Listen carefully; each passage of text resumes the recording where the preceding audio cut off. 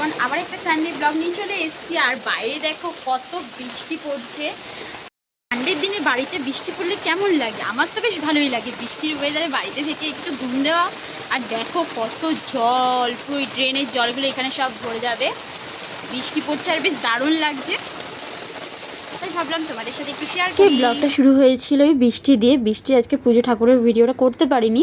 তো এখানে দেখো দুপুরে খাওয়া নিয়ে বসে গেছিলাম, আর খাওয়া দাওয়া করে এখানে খুব সুন্দর করে রেডি হয়ে নিয়েছিলাম, কারণ বেস্টির মেয়ের অন্নপ্রাশনে যাবো বলে। আমাকে আজকে কেমন লাগছে তোমরা অবশ্যই কমেন্ট করে জানিয়ে বলো কিন্তু। তো এখানে দিদি দেখো রেডি হয়ে বাইরে দাঁড়িয়ে আছে, আমার জন্য ওয়েট করছে। আমি লেট করছি বলে রেগেও যাচ্ছে। তো বৃষ্টিতে দিদি আর আমি মিলে দুজনে মিলে একসাথে টোটো করে চলে যাবো। আর দেখো অ্যাট লাস্ট চলে এসেছি গেটের সামনে। এখানে বিপ্লবদা কিছুটা গোছাচ্ছিল, কারণ অনেকটাই গোছানো বাকি ছিল। লোকজন আসবে বলে এখানে বিপ্লবদা রেডি করছিল। তো এই যে গেটটা রয়েছে যেখানে আমরা চলে যাবো ভেতরে আর কি। এখানে দেখো আরশি চলে এসেছে, যার অন্নপ্রাশন আর কি। খুব সুন্দর করে সেজেছে আর দারুণ লাগছিল ওকে। আর ও ছিল ওর মামার কোলে। এখানে দেখো ওর ছোটো মিমি ছিল, আর এখানে আমি ওকে নিয়ে নিয়েছি। আর ওকে ধরে এত চটকেছি কি বলবো, কান্নাকাটিও শুরু করে দিয়েছিল। তাই বেশ ভালো লাগছিল কিন্তু ওকে। মানে ওকে কোলে তুলে নিয়ে ফটো ভিডিও তুলবো না, সেটা কি হতে পারে? ফটো ভিডিও তুলতে তুলতে তারপর ভাবলাম একটু কিছু খেয়ে নেওয়া যাক।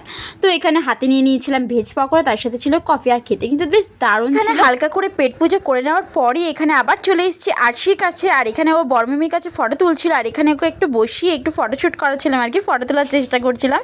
আর এখানে তো ও খুবই খুশি। আর সব শেষে যেটার জন্য খাওয়া, তো এখানে মেনু কার্ড দেখতে দেখতে এখানে সামনে বসেছিল দেখো সৌরভদা, পূজা দিদিরও সামনে বিয়ে। এদেরকে অনেক ভালোবাসা শুভেচ্ছা জানিও। আর ফার্স্টে দিয়ে দিয়েছিল রাধাবল্লভী চানা মশলা, এখানে ছিল এগ ডেভিল, স্যালাড ছিল, এখানে ছিল মিক্সড ফ্রাইড রাইস আর চিকেন কষা আর চাটনি পাঁপড় মিষ্টি, এগুলো স্কিপ করে গেছি। আর সবশেষে নিয়ে এসেছিলাম কর্নেটো আইসক্রিম আর হজমোলা নিয়ে নিয়েছিলাম।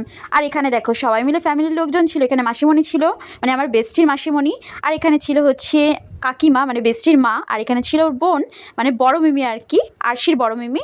আর এখানে কাকু ছিল, কাকিমা ছিল। সবাইকে টাটা বাই বাই বলে বাড়ির দিকে রওনা দিচ্ছিলাম। আর সবশেষে মেয়ের মা, মানে আরশির মা, মানে বেস্টি, এত কাজে ব্যস্ত ছিল, মেয়ের অন্নপ্রাশন বলে কথা থাকবে। এখানে ছিল বিপ্লবদার বাবা মা, এখানে বোন ছিল। সবাইকে টাটা করে বাই বাই করে বাড়ি চলে যাচ্ছিলাম। আর এখানে দেখো বিপ্লবদা আমাদেরকে বাইক করে বাড়িতে দিয়ে যাচ্ছিল। আরশি অন্নপ্রাশনের ভিডিও তো তোমরা বিকেলবেলাটা দেখলেই। তো দুপুরে আমি ছিলাম না, তখনকার কিছু ফটো তোমাদের সাথে শেয়ার করি।